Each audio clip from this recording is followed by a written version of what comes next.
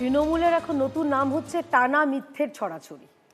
মানে ভোটে হেরে গিয়ে ওরা এখন দিশেহারা অবস্থা এমন যে একটানা মিথ্যে কথা বলে যাচ্ছে, এবং তাদের মিথ্যেগুলো আমার মনে হয় না যে তৃণমূলের লোকজনও বিশ্বাস করছে। আমি কেন বলছি, এই যে বলছে 10 জন লোক, চিন্তা করুন, আমি জানি না এই প্রদীপ তো এখানে 10 জন তালিকা এখানে দিতে পারবেন কিনা, অথচ আমাদের কাছে তৃণমূল দ্বারা যারা হত হয়েছেন, খুন হয়েছেন, 310 জনের তালিকা আমাদের যখন মুখ্যমন্ত্রী শপথ গ্রহণ করছিলেন সেই ব্রিগেড সমাবেশে সেখানে তাদের নাম দেওয়া ছিল, তাদের প্রতি শ্রদ্ধাঞ্জলি দেওয়ার জন্য।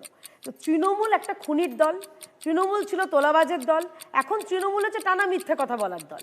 এবং মমতা বন্দ্যোপাধ্যায় দেখুন, আজকে ফ্যান্সি ড্রেস কম্পিটিশনের উনি প্রথম পুরস্কার ওনার পাওয়ার যোগ্য। ইতিমধ্যে বার কাউন্সিল অফ ইন্ডিয়া তাকে জিজ্ঞাসাও করেছেন যে আপনার কি আদৌ এখানে পশ্চিমবঙ্গ যা হাইকোর্ট, কলকাতা হাইকোর্টের বারে এনলিস্টেড আছেন কিনা।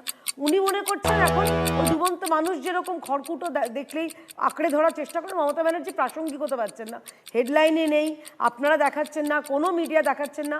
আর একটা তৃণমূলের মিথ্যা আমরা দেখেছিলাম ভোটের আগে এসআইআর নিয়ে, যেরকমভাবে এরা মিথ্যে কথা ছড়িয়েছিল, এত মানুষ মারা যাচ্ছে, এত মারা যাচ্ছে, এক এক দিন এসে স্বপ্নাদেশ পেয়ে পেয়ে লাফিয়ে লাফিয়ে মৃতের সংখ্যা বাড়ছে।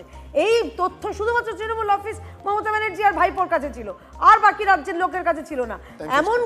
এমনকি ধাঙড়ের দল কিরকম ওরা মৃত্যু নিয়ে শকুনের রাজনীতি করেছিল সেই সময় আপনার মনে আছে, যে একজন ব্যক্তি তার ডান হাতে 4টে আঙুল নেই, তার হাত দিয়ে তিনি নাকি আত্মহত্যা, একটা সুইসাইড নোট লিখে তিনি নাকি মারা গেছেন। মানে ভাবতে পারছেন তো মমতা বন্দ্যোপাধ্যায় এরা এখন মিথ্যে কথা বলছে। আর শেষে মাছ ভাত খাওয়া নিয়ে বলি, এবং গতকাল শপথ গ্রহণের পরে গতকাল আমাদের প্রোটেম স্পিকার, আপনারা শুনেছেন, দেখিয়েছেন হয়তো, যে গতকাল আমাদের বিধায়কদের যারা শপথ গ্রহণ করেছেন তাদের মেনুতে মাছ ভাত ছিল।